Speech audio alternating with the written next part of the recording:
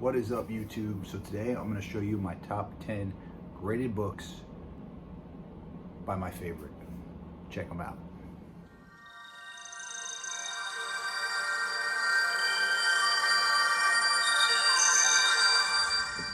Alright, so rounding up my top 10 favorite slab books. So number 10, Punisher War Journal, number 6.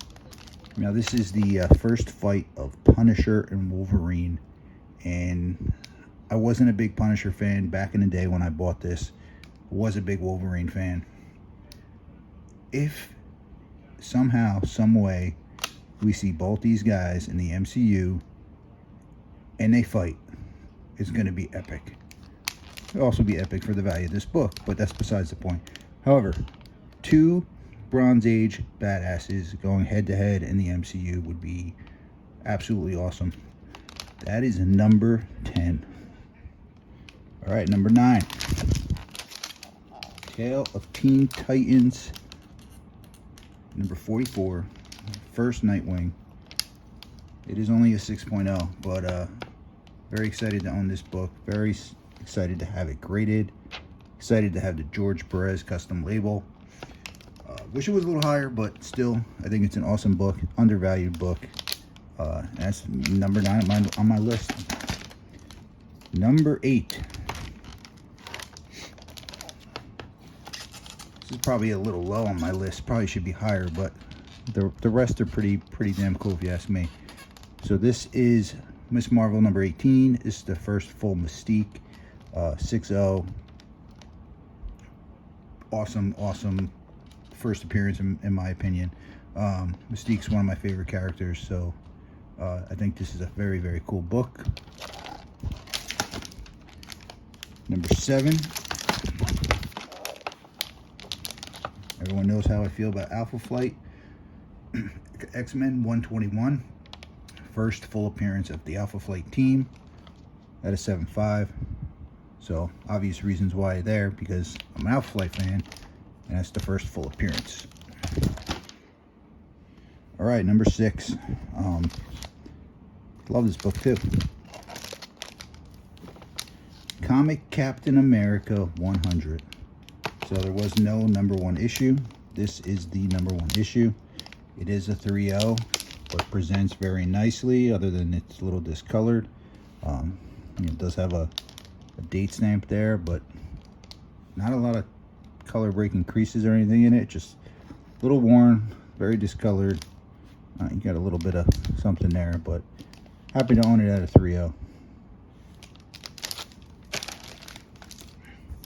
Number 5, 252, first black suit at a 7.5, custom label.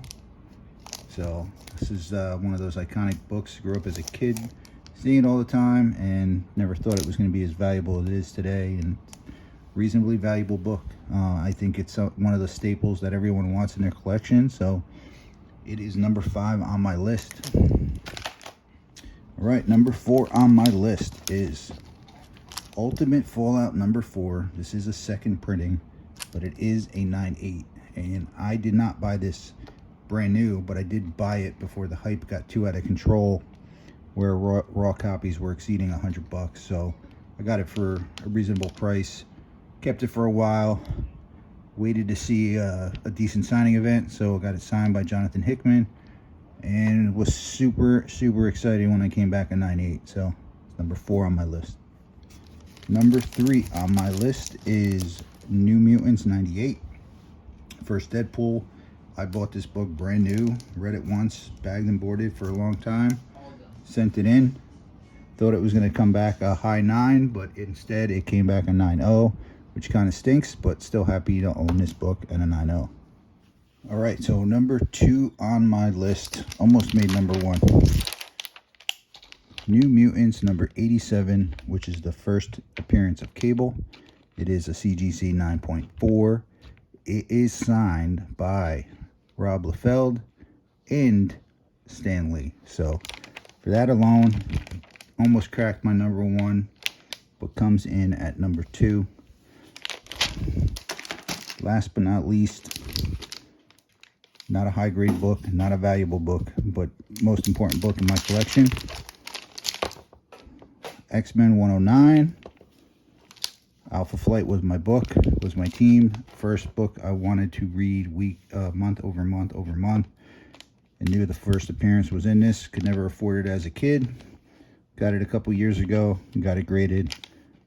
Thought it was like a 4.0, 5.0 book, but it came back a 3.0.